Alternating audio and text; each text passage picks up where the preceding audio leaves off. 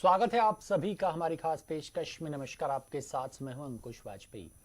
कवर्धा मामले पर अभी भी राज्य में सियासत और बयानबाजियां लगातार जारी हैं।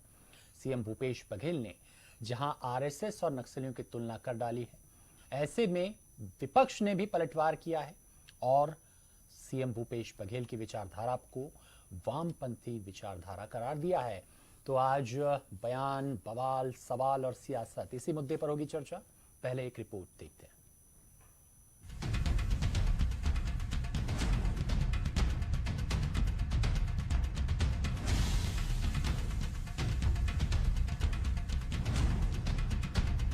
कवर्धा में हुई हिंसा के बाद बीते दिनों बीजेपी के प्रतिनिधिमंडल ने राज्यपाल से मुलाकात कर इस मामले पर न्यायिक जांच किए जाने की मांग की थी, जिसके बाद राज्यपाल ने भी मुख्यमंत्री को पत्र लिखकर निष्पक्ष कार्रवाई की बात कही थी।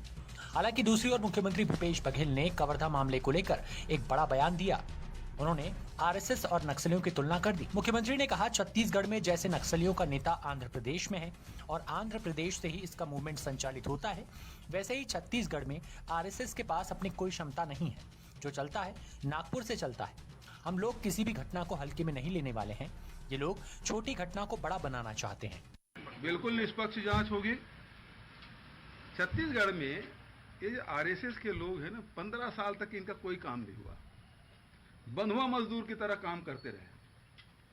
आज भी इनकी कोई नहीं चलती, वो सब वो नागपुर से संचालित होते हैं। जैसे नक्सलियों का जो नेता है ना, वो आंध्र प्रदेश, तेलंगाना और दूसरे प्रदेशों में है, और यहाँ के लोग केवल गोली चलाने और गोली खाने का काम करते हैं। उसी प्रकार से आरएसएस की भी स्थिति यही है कि यहाँ आरएसएस की कोई लोगों की कोई बखत नहीं है। जो कुछ है वो नागपुर से। और अब इनके पास छत्तीसगढ़ में कोई मुद्दा रहा नहीं। किसानों पे बात कर सकते नहीं, मजदूरों के बारे में बात नहीं कर सकते, आदिवासी के बारे में बात नहीं कर सकते, अनुसूचित जाति के बारे में बात नहीं कर सकते, व्यापार और उद्योग के बारे में बात नहीं कर सकते। तो ये केवल दो उनकी जो मास्टरी है, जिसमें धर्मांतरण है और दूसरा सांप्रदायिकता, ये दोनों पे ही लड़ाने का काम कर रहे हैं। कवर्धा में जिस तरह से देश में समुदायों के बीच में धार्मिक सौहार्द तोड़ने का काम आरएसएस से जुड़े हुए कुछ संगठनों ने किया है और उसका लाभ लेने का प्रयास बीजेपी ने किया है देश में, दुर्भाग्य से कुछ ऐसा यहाँ देखने को मिल रहा है। मामला कवर्धा में एक झंडे से चालू हुआ था। शांति समिति की बैठक, 2 बैठकें हुई थी जिसमें ये तय हुआ था कि झंडे कोई वहाँ पर नहीं लगाएगा, दोनों समुदाय के त्यौहार हैं तो कोई अप्रिय स्थिति ना हो। उसमें किसी एक के झंडे को दूसरे ने गिरा दिया, फिर जिसने गिराया उसने अपना झंडा लगा दिया तो दूसरे ने गिरा दिया। इस प्रकार की एक छोटी घटना मारपीट में तब्दील हो गई थी और अब उसका लाभ भुनाने की कोशिश कुछ लोग कर रहे हैं। तो वहीं दूसरी ओर धर्मलाल कौशिक ने आरएसएस और नक्सलियों की तुलना पर पलटवार करते हुए कहा, जिस तरह प्रदेश के मुखिया संघ और नक्सलवाद की तुलना करते हैं, ये वास्तव में भूपेश बघेल नहीं बल्कि उनकी वामपंथी विचारधारा बोल रही है, क्योंकि कांग्रेस अपनी मूल विचारधारा से हट गई है। वो गांधीवादी विचारधारा से भटक चुके हैं। पूरे हिंदुस्तान में कांग्रेस सिमट रही है और अंतरकलह से जूझ रही है। जिस प्रकार से प्रदेश के मुख्यमंत्री संघ और नक्सलवाद की जो तुलना करते हैं, वास्तविक में भूपेश बघेल जी नहीं बोल रहे हैं, उनके वामपंथी विचारधारा बोल रही है। क्योंकि कांग्रेस की जो मूल विचारधारा है, कांग्रेस उससे हट गई है। गांधीवादी विचारधारा से कांग्रेस भटक गई है। पूरे हिंदुस्तान में आज कांग्रेस अंतरकलह से जूझ रही है। कांग्रेस सिमट रही है। पंजाब आपके सामने में है, राजस्थान आपके सामने में है, नॉर्थ ईस्ट आपके सामने में है। छत्तीसगढ़ 70 सीट लेने के बाद भी जिस प्रकार से छत्तीसगढ़ में कांग्रेस अंतरकलह से जूझ रही है, इसका मूल कारण है कि अपने मूल विचारधारा को छोड़ करके वामपंथी के तरफ प्रभावित होना। आज मैं भूपेश बघेल जी को ये सलाह देना चाहता हूं कि संघ के बारे में बोलना है तो एक बार संघ को पढ़ना चाहिए, संघ स्थान में जाना चाहिए और जा करके संघ के कार्यों को देखना चाहिए। खैर, जो भी हो, लेकिन कवर्धा में हुई हिंसा के बाद से ही राज्य में सत्ता पक्ष और विपक्ष में तीखी बयानबाजी देखने को मिल रही है। देखना होगा आखिर ये बयानबाजी का दौर कहां जाकर खत्म होता है। Bureau report, DNN।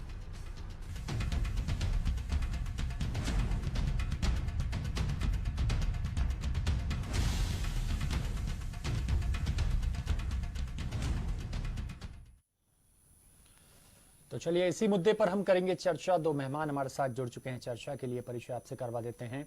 Ajay Gangwani जी हमारे साथ जुड़े, प्रवक्ता हैं कांग्रेस से, आपका बहुत बहुत स्वागत है। और बीजेपी प्रवक्ता के चौहान जी हमारे साथ जुड़ चुके हैं, के चौहान जी बहुत बहुत स्वागत है आपका भी DNN पर। अजय जी, शुरुआत आपसे होगी। कवर्धा मामले को लेकर लगातार राज्य में तीखी नोक-झोंक सत्ता पक्ष और विपक्ष में देखने को मिल रही है। सीएम कह रहे हैं कि निष्पक्ष जांच होगी, दोषियों पर कार्रवाई होगी, लेकिन इस बीच आरएसएस और नक्सलियों की तुलना करना ये कहां तक जायज है सर? अंकुश जी देखिए, कहीं ना कहीं बताना चाहूंगा, छत्तीसगढ़ जो है शुरू से शांति का टापू रहा है। जब से छत्तीसगढ़ राज्य बना है, इस प्रकार का सांप्रदायिक हिंसा का, दंगे का कभी कोई इतिहास रहा नहीं। और कवर्धा देखिए, आज छत्तीसगढ़ में सामाजिक सौहार्द का सबसे बड़ा उदाहरण है, क्योंकि वहीं से माननीय मोहम्मद अकबर जी पिछले विधानसभा चुनाव में सर्वाधिक वोटों से जीतते हैं। ये सबसे बड़ा उदाहरण है। और देखिए, कहीं ना कहीं भारतीय जनता पार्टी और आरएसएस छत्तीसगढ़ के सामाजिक सौहार्द, भाईचारा, मेरी आवाज रिपीट हो रही है अंकुश जी, इसको ठीक कराएंगे प्लीज। जी बिल्कुल बिल्कुल बिल्कुल। कहीं न कहीं शुरू से भारतीय जनता पार्टी और आरएसएस के द्वारा छत्तीसगढ़ के सामाजिक सौहार्द, यहाँ के भाईचारे, यहाँ की एकता और अखंडता को बर्बाद करने का दुष्प्रयास जो साजिश की जा रही है, वो खंडनीय है। देखिए, कहीं ना कहीं कवर्धा की जो घटना की बात कर रहा है सर ये साजिश। देखिए कुछ पूरी जो सारे सोशल मीडिया पे अन्य वीडियो जो उपलब्ध हो रहे हैं, उससे पूरी तरह स्पष्ट है कि आज जो शांति यात्रा के नाम से जो शासन से अनुमति भारतीय जनता पार्टी के नेताओं के द्वारा ली गई, और अंत में उस शांति की यात्रा में धमतरी, कुरूद, माना, राजनांदगांव, दुर्ग के युवकों को बुलाकर जिस प्रकार धार्मिक उन्माद फैलाने का प्रयास किया गया, सांप्रदायिक हिंसा फैलाने का प्रयास किया, पूरी वीडियो में पूरी तरह पिक्चर स्पष्ट है। और माननीय पूर्व मुख्यमंत्री के सुपुत्र और सांसद के जो नांदगांव के सांसद हैं, वो भी कहीं ना कहीं इसमें पूरी तरह शामिल है। और देखिए, जैसी एक घटना हुई, माननीय प्रशासन ने पूरी संवेदनशीलता के ढंग से काम किया। 6 लोगों पर तुरंत FIR की गई और 6 लोगों की गिरफ्तारी भी कर दी गई। 2 गुटों की ये छोटी सी लड़ाई को किस प्रकार आरएसएस, भारतीय जनता पार्टी, विश्व हिंदू परिषद और सार्वजनिक संगठनों के द्वारा धार्मिक उन्माद और सांप्रदायिकता का रंग देने का प्रयास किया गया, जो छत्तीसगढ़ की शांति को अशांति का जो दुष्प्रयास है, पूरी तरह गलत है। और देखिए, कहीं ना कहीं मैं कंप्लीट करूंगा जी, माननीय मुख्यमंत्री जो आज बयान आरएसएस और भारतीय जनता पार्टी के लिए दे रहे हैं, पूरी कांग्रेस पार्टी उनका समर्थन करती है। देखिए, कहीं ना कहीं नक्सलियों की बात करूं, आज उनका वो आंध्र और तेलंगाना उनके इशारों पर छत्तीसगढ़ की जनता को उन पे गोली लागते हैं, और छत्तीसगढ़ की जनता के प्रति कोई न सद्भाव है, न कोई हित है। और सेम उसी प्रकार से आज जो आरएसएस है, छत्तीसगढ़ की अगर यहाँ से प्रचालित होती, तो यहाँ की छत्तीसगढ़ की जनता के हित को देखते हुए इस प्रकार धार्मिक उन्माद और सांप्रदायिक फैलाने का चलिए ठीक है, मैं कमेंट ले लेता हूँ चौहान साहब ये नागपुर से जो संचालित किया जा रहा है, तभी वो इस प्रकार का दुष्प्रयास कर रहे हैं। चौहान साहब देखिए, यहाँ पर अजय जी भी सीएम के बयान का समर्थन कर रहे हैं। वो तो ये कह रहे हैं कि एक मामूली सी घटना थी, लेकिन इसको तूल दिया गया, बड़ा बनाया गया हिंदू संगठनों, इसके अलावा आरएसएस और बीजेपी पर वो आरोप लगा रहे हैं। तो क्या वाकई में ऐसा था कि एक छोटी सी मामूली सी घटना थी और उसको बड़ा चढ़ाकर इतना बड़ा बना दिया गया है कि सवाल उठ रहे हैं कि जो छत्तीसगढ़ शांति का टापू कहा जाता है, उसमें इस तरह की घटना होना? बिल्कुल, इसमें निश्चित रूप से जो छत्तीसगढ़ है वो शांति का टापू है, मैं भी मानता हूँ। लेकिन ये जो कार्यक्रम है, ये जो घटना घटी है, वो 3 अक्टूबर की नहीं थी। उसकी तैयारी पहले से ही हो चुकी थी। पहले से ही जो दूसरे लोग, एक समुदायिक विशेष के लोग वहां पर भर्ती किए जा रहे हैं, वहां पर लाए जा रहे हैं, उनके आधार कार्ड बनाए जा रहे हैं, उनको वहां पर लाया जा रहा है और उनको ये बताया जा रहा है कि आपकी बहुलता होनी चाहिए, आपका राज होना चाहिए। ये 1 साल पहले भी ये घटनाएं घट चुकी हैं, छुटपुट घटनाएं घट चुकी हैं, क्योंकि वहां पर एक आस्था का मंदिर है, वहां पर आजू बाजू मंदिर है और वहां पर आजू बाजू भगवा झंडे ही लगेंगे। तो वहां पर वो भगवा झंडे का पहले भी विरोध हो चुका है और दूसरा झंडा लगाने की कोशिश भी की गई है। जब ये झंडा कुछ फट गया था या कुछ डैमेज हो गया था, जब वो एक कार्यकर्ता ने, देवांगन जी ने वहां पर झंडा लगाने की कोशिश की, तो वहां पर एक समुदाय विशेष के लोगों ने गए, वहां पर से झंडा उतारा, उसको फेंका।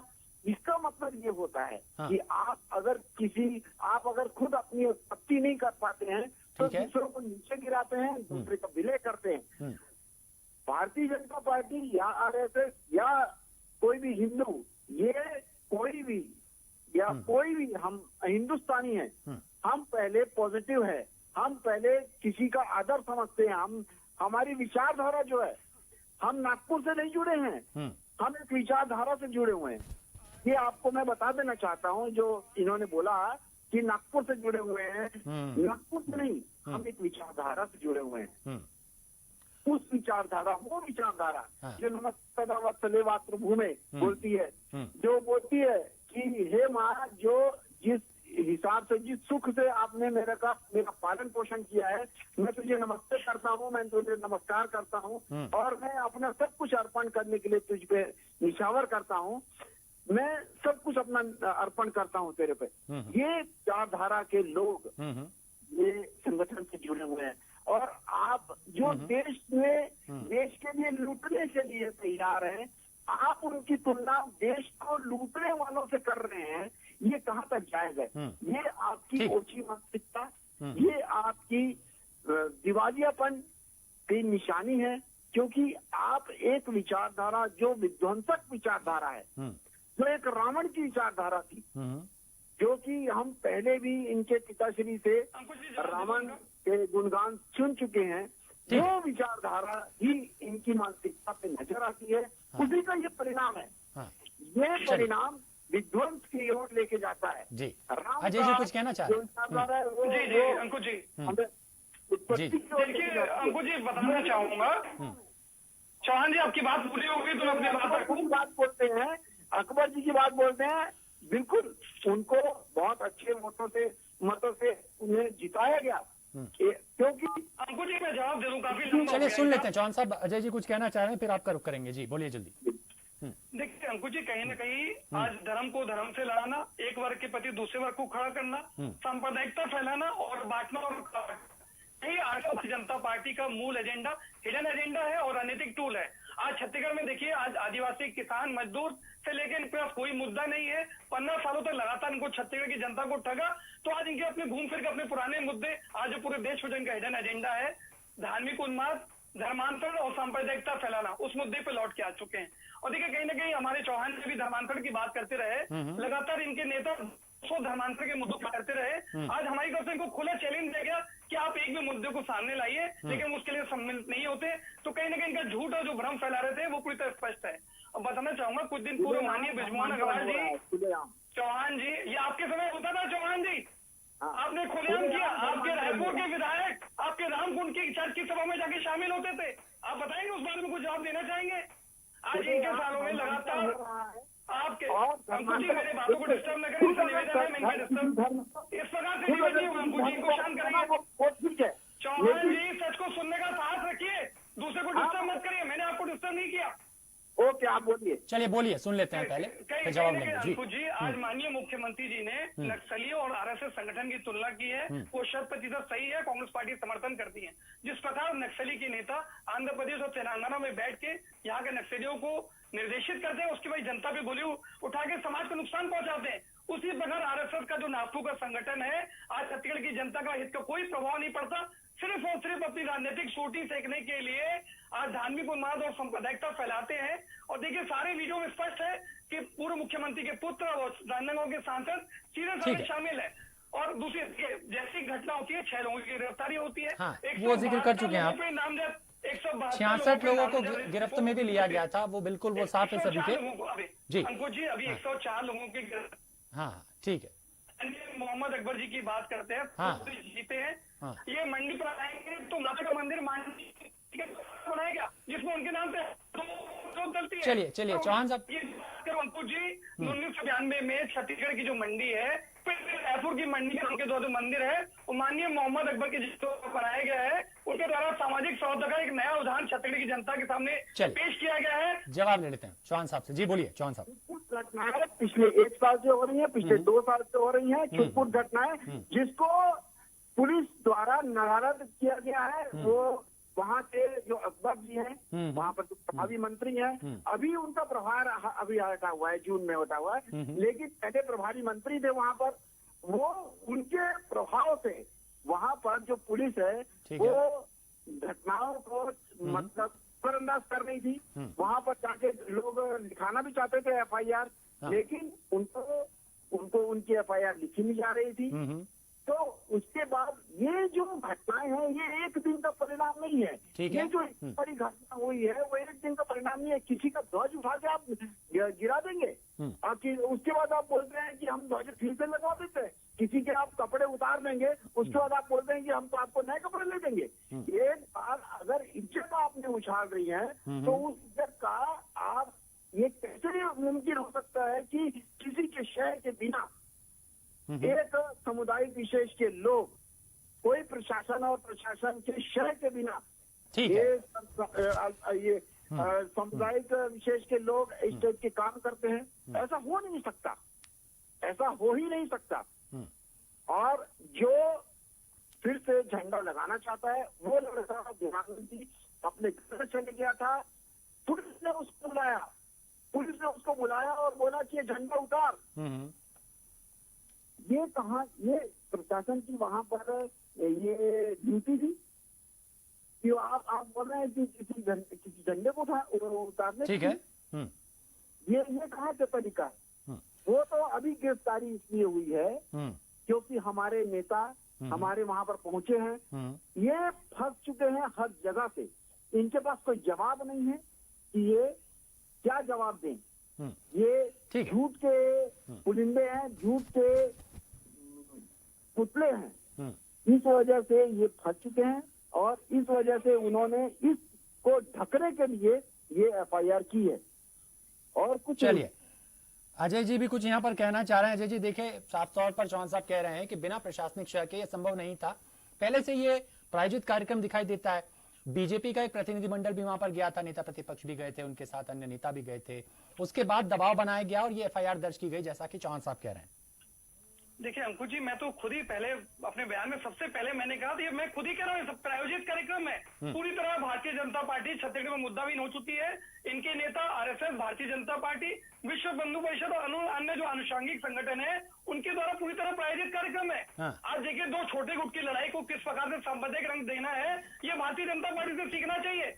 आज देखिए, कहीं न कहीं जैसी घटना होती है, 6 लोगों की गिरफ्तारी के बाद पूरी वो घटना समाप्त हो सकती थी, लेकिन कहीं न कहीं शांति मार्च की परमिशन लेने के बाद आज इनके नेता वहां पे धमतरी, महासमुंद, कांकेर के युवकों को इकट्ठा करते हैं और धार्मिक उन्माद और सांप्रदायिकता फैलाते हैं। यह पूरा स्पष्ट संकेत है। और चौहान जी की बात को सुन लीजिए, चाहे इनके पूर्व मुख्यमंत्री रमन सिंह जी के बयान देख लीजिए, जवाहरलाल कौशिक जी के बयान देख लीजिए, ब्रिजमोहन अग्रवाल जी के बयान देख लीजिए, कहीं भी किसी का बयान वहां पे शांति स्थापित करने के लिए नहीं है। लगातार वहां के लोगों को उकसाना, धार्मिक उन्माद फैलाना, धर्म से धर्म के लड़ाना, इस प्रकार के बयान है। अभी चौहान जी की भी लगातार बातें सुनिए, कहीं भी वो शांति की बात नहीं कर रहे हैं। आज भी कहीं ना कहीं वो प्रशासन पे आरोप लगा रहे हैं, एक संप्रदाय को दूसरे संप्रदाय से भड़काने के बयान दे रहे हैं। यही इनका वास्तविक चरित्र है। आज भाजपा के चिंतन शिविर के बाद इनकी पुरंदेश्वरी जी, प्रभारी जी क्या बयान देती है कि कार्यकर्ताओं को थूक से बहा दीजिए पूरे मंत्रिमंडल को, जिसको छत्तीसगढ़ की जनता ने चुना है।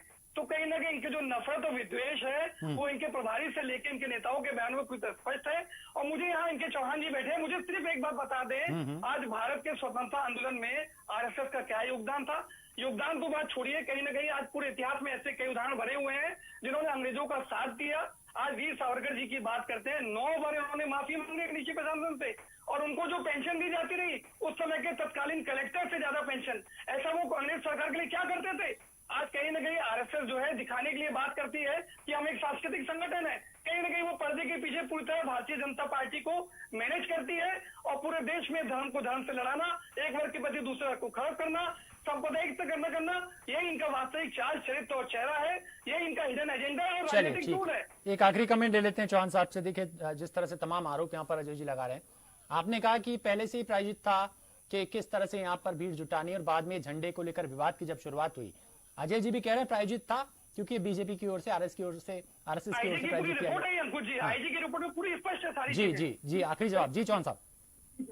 ये अच्छा हुआ कि अजीत जी ने ये नहीं बोला है कि झंडा भी हम आरएसएस और बीजेपी वालों ने उतरवाया है। ये बहुत अच्छी बात है, क्योंकि ये उन्होंने ये भी आरोप लगा सकते हैं आप कि जब झंडा हम लोग ने नहीं उतारा है, दूसरे लोगों ने उतारा है, ये भी आरोप लगा सकते हैं। शुरुआत वहां से हुई है और शुरुआत एक दिन की नहीं है। मैं फिर से बोल रहा हूँ, ये शुरुआत एक दिन की नहीं है, ये शुरुआत बहुत पहले से हो चुकी है। एक साल वहां पर जाके आप लोगों से पूछिए, वहां पर लोगों को आपने पर्दे में रखा हुआ है, वहां पर लोगों के बयान नहीं दिए जा रहे हैं, वहां पर क्यों छुपा छुपाया जा रहा है? अगर आपके जहन में चोर है तभी तो आप छुपाए जा रहे हैं। आप वहां पर लोगों से जाइए, मिलिए और उनसे पूछिए कि ये कब से ये चालू है। ये बोलेंगे कि ये बहुत पहले से चालू है।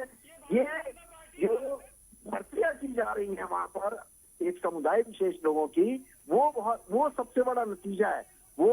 ये एक पूरी राजनीति है, क्योंकि कहीं ना कहीं अकबर जी को ये पता चल चुका है कि अगली बार मेरी सीट में यहाँ पर से सुपड़ा साफ हो जाएगा, तो अपने लोगों को यहाँ पर ले आऊं ताकि मैं वोट बैंकिंग अपनी बना सकूं और यहाँ पर अपना प्रभुत्व जमा कर सकूं। ये सबसे नहीं है। और आप चालू कहाँ से हुआ था? चालू वहां से हुआ था। उसके बाद वो समुदाय ने हमारा झंडा उतारा। अगर मैं फिर बोल रहा हूँ, अगर आप उत्पत्ति नहीं कर सकते हैं तो आप विलय ही करेंगे। आखिरी कमेंट। ये विचारधारा अभी कांग्रेस पार्टी में आ चुकी है। इसी विचारधारा के कारण कांग्रेस पार्टी आज 3 राज्यों में सिमट के रह चुकी है और वो 3 राज्यों का भी हाल हम देख चुके हैं। और कहीं ना कहीं ये तीनों में शून्य भी बहुत जल्दी आपको नजर आने वाला है। बिल्कुल। ये विचारधारा, ठीक है सर। ये विचारधारा अजय जी को थोड़ा समय दे देते हैं, मेरे पास समय की कमी। जी आप सबके साथ नहीं रहेंगे जी, अजय जी बोलिए। अंकुश जी देखिए, कहीं ना कहीं इनके 2018 के विधानसभा चुनाव में 56 लाख सदस्यों का दावा किया गया और कुल वोट कितने मिलते हैं? 48 लाख 1,000। उनके सदस्यों में से ही 7 लाख वोट इनको नहीं मिलते हैं। आज पूरी तरह जनाधार समाप्त हो चुका है, मुद्दावीन हो चुकी है। उसके बाद भी सच को स्वीकार करने के लिए तैयार नहीं है। और इसलिए जब मुद्दावीन होने के बाद इनके पास एक मात्र जो मुद्दा बचता है, जो इनका हिडन एजेंडा है और राजनीतिक टूल है, धार्मिक उन्माद फैलाना, धर्मांतरण करना और सांप्रदायिकता फैलाना। और यही आरएसएस का संगठन है। जिस प्रकार नक्सली समाज को चोट पहुंचाते हैं, ये भी धार्मिक उन्माद और सांप्रदायिकता फैलाकर छत्तीसगढ़ की जनता के हितों को नुकसान पहुंचा रहे हैं। चलिए, बहरहाल हमारे पास समय खत्म हुआ है। चौहान साहब और अजय जी, आप दोनों मेहमान हमारे साथ चर्चा में शामिल हुए, आप दोनों का शुक्रिया अदा हम करते हैं। तो बयान, सवाल, बवाल, इसको लेकर आज हमने चर्चा की। कवर्धा में जो घटना हुई थी, अभी भी उसकी गूंज सुनाई दे रही है। आरोप प्रत्यारोप, बल्कि हम कहेंगे कि तीखी नोकझोंक सत्ता पक्ष और विपक्ष में हो रही है। एक तरफ सीएम भूपेश बघेल साफ कर चुके हैं कि निष्पक्ष जांच हो रही है मामले में, कई लोगों को गिरफ्तार किया जा चुका है, दोषी छोड़े नहीं जाएंगे। दूसरी ओर विपक्ष का आरोप है कि कहीं न कहीं ये पहले से ही प्रायोजित कर लिया गया था कि किस तरह से यहाँ पर जो छत्तीसगढ़ शांति का टापू कहा जाता है, यहाँ पर किस तरह से इस कवर्धा की हम बात कर लें, सौहार्द खराब किया जाए। बहरहाल सवाल यही है कि आखिर जो घटना हुई है उसमें जो भी जिम्मेदार हैं उन्हें कड़ी से कड़ी सजा मिले, ऐसा खुद प्रदेश सरकार का कहना है। तो देखना होगा कि आखिर जिम्मेदारों पर क्या कुछ कार्रवाई होती है। फिलहाल हमारी खास पेशकश में इतना ही। डीएनएन पर खबरें लगातार जारी हैं। नमस्कार।